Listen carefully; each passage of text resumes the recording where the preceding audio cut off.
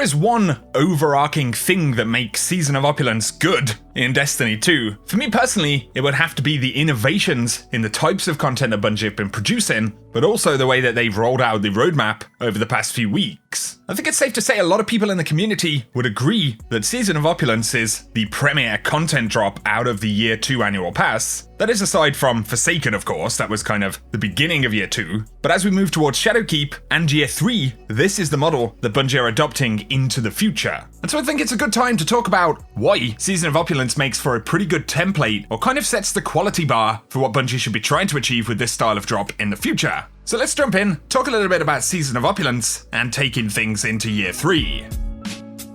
Okay, so annual pass drops always tend to have this core piece of content. With Black Armory, it was the forges and the weapons that you got from them. For Season of the Drifter, it was kind of split between Gambit Prime and then Reckoning, which for PvE fans was definitely the main thing. And around all of that content, we get exotic quests, we get events. Bungie lay out the bulk of what we should expect on a roadmap. And it's safe to say we're pretty comfortable with this kind of system right now.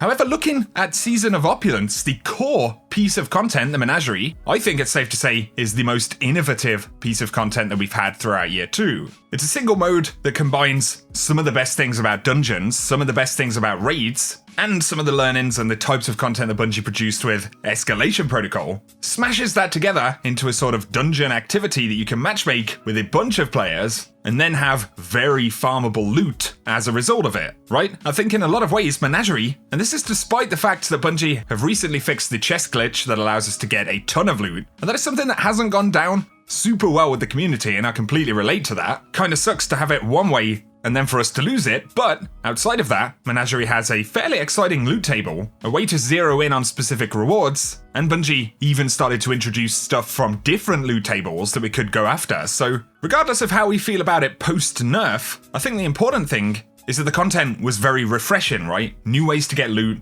a new combat arena, and while we did see a new combat arena with Black Armory Forges, I think it's safe to say that it was nowhere near as developed in terms of the actual gameplay. But then if you take that core piece of content, that activity, with Season of Opulence, they really baked that in to the entire end game for this season, you know? Chalice of Opulence is a really interesting concept to something to build and progress over time. It's given us more reasons to continue to play the Menagerie. Bungie found ways to questify some of that stuff. And of course we have triumphs, we have the title seal, but really importantly, Bungie weaved in a few little things that we hadn't seen that much in Annual Pass. For example, the Golden Barge on Nessus, kind of heading to a different space and then sending us off after treasure in the form of Imperial bounties. It definitely feels like a much more clever use of assets for Bungie, but at the same time, including the fact that we eventually got Tribute Hall, it's built this pretty fantastic endgame, and most of the content has really fortified that theme.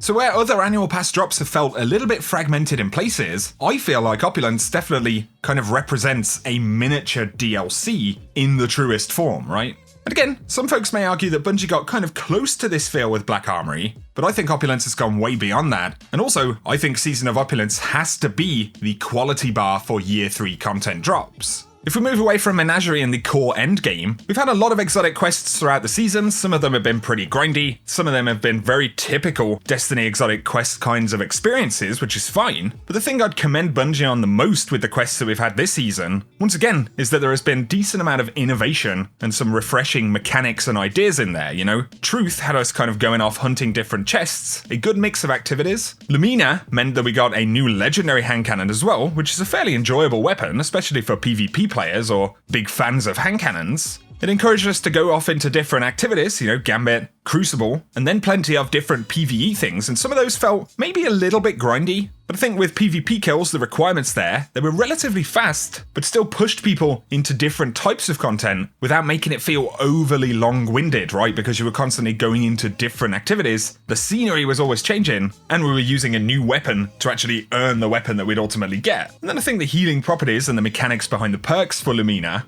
as well as Thorn, you know, it is a bit more of a step towards those RPG MMO mechanics that Bungie really want to weigh into for Shadowkeep. And then Bad Juju was kind of a fairly unexpected experience. Of course, we knew that the weapon was coming back, but it arrived via the Tribute Hall. We didn't really know what Tribute Hall was, really. It's an incredibly elaborate exotic quest. Having the option to either spend currency like a maniac and become rather poor potentially afterwards, or to kind of grind over time and unlock the tributes via bounties, It really acts as a mini event or ongoing quest. And absolutely, there's been relevant feedback about the difficulty of things, how long certain things take, whether Bungie are fixing this, that, and the other in the season. And we are going to touch on that, but once again, most of the content this season I think has been pretty refreshing, and for that reason has been fairly exciting for the player base, which is one of the reasons that it's already increasing again. And then throughout the course of this season, we're going to get more events. Solar Week is apparently going to be a thing. And that was kind of a neat idea with Arc Week, bringing in sandbox buffs and then encouraging people to actually go and use those subclasses, experience what has changed. If that is going to be a thing this season, because it is data mined, so not confirmed just yet, but it definitely is something to potentially build on Arc Week. We've got Moments of Triumph, which launched alongside Tribute Hall, and we do have Solstice of Heroes coming up in a couple of weeks' time. But the big thing we were waiting for was that information about how the Solstice gear would fare with Armor 2.0, and Bungie have come through once again this season, and we will be able to unlock Armor 2.0 versions of the Solstice gear when Shadowkeep launches. So obviously that's a really good thing, and Bungie said that they kind of did this based on the feedback that they've seen over the past couple of months. And it actually acts as a stepping stone into Shadowkeep, right? Instead of Solstice just ending up feeling like another super typical event, which of course in some ways it is going to be that. However, being able to work towards this gear now totally removes that sense that what we're doing is going to become redundant. And hopefully this is something that Bungie can kind of look at moving forward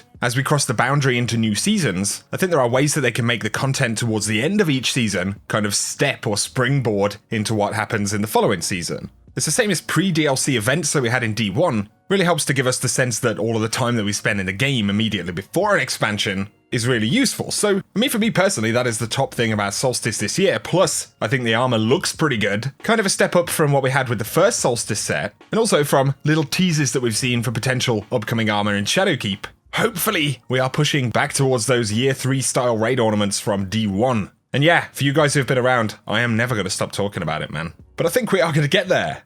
Obviously, another element of this season that's working really well, and I think it's worth mentioning on the subject of the roadmap over the past few weeks, that from the launch of Opulence, we had something new to do every single week for 5 weeks straight. Of course, the last couple of weeks have been a little bit quieter, but regardless, I think this season, so far in terms of roadmap content and rollout, has felt the most consistent and also not overly rushed, right? I feel like mostly it's been pretty nice, manageable enough for players who don't have a ton of time, but also there's been enough going on to engage the hardcore audience. So that in itself is another thing that Bungie have done really well, and if we could take everything that's worked this season and see more of it in Year 3, then we are going to be in a really good spot. So what is it that Bungie haven't been doing as well? There will definitely be feedback about things like the Menagerie chest fix, points of tension between Bungie and the community. And some of those conversations could be absolutely huge, but there are certain things that kind of irritate players. Recently, we have had broken exotics that have stayed in the sandbox for quite a while. The sandbox in general, especially on the PvP side, and when you couple it with the lack of updates for Crucible, is definitely a part of the game that I think Bungie needs to improve on. I think also, as we've spoken about over the past year, the lack of new maps, the lack of kind of PvP endgame, lack of strikes and new real estate, these have been things that potentially have made annual pass drops feel a little bit less substantial than they can. So I think these are things that Bungie really need to try and deliver on a little bit more often throughout the course of the year, not only for the sake of the annual pass,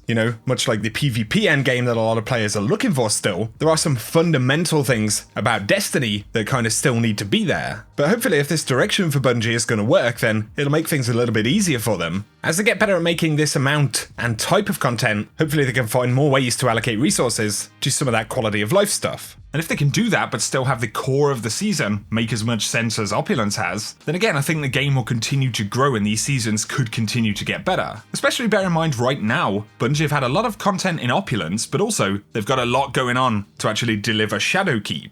And so some of the bugs, some of the problems, they don't always necessarily take as long to fix, but another thing to consider, potentially if Bungie have a couple of years to support D2, as they've said, they're going to have more of the team actually developing content that's going to be coming out in a couple of months' time, right? Because we get much more regular content drops. With a year of practice with Annual Pass, I think Bungie certainly have the experience at this point. And again, if we can get what we've seen with Opulence for a $10 content pass for 3 months, then yeah, there's quite a lot to be excited about. But guys, I'd love to hear your thoughts down below. What is it that you think Bungie need to kind of zero in on? What are the types of content that we're missing? What are the biggest issues, Once again, for me, updates to the sandbox, more regular fixes, but also more innovative content really is a big part of making Destiny feel refreshing and exciting. Once again though, I really do think it's worth recognizing that if Opulence is the building block from this point onwards, we should be really going places. But guys, drop your thoughts down below. If you've enjoyed the conversation, a rating is very much appreciated, and if you're new to the channel, be sure to hit subscribe to see everything related to D2, all the Shadowkeep news, guides, and that good stuff on the channel. Otherwise, thank you for tuning in, and I hope you guys have an awesome day.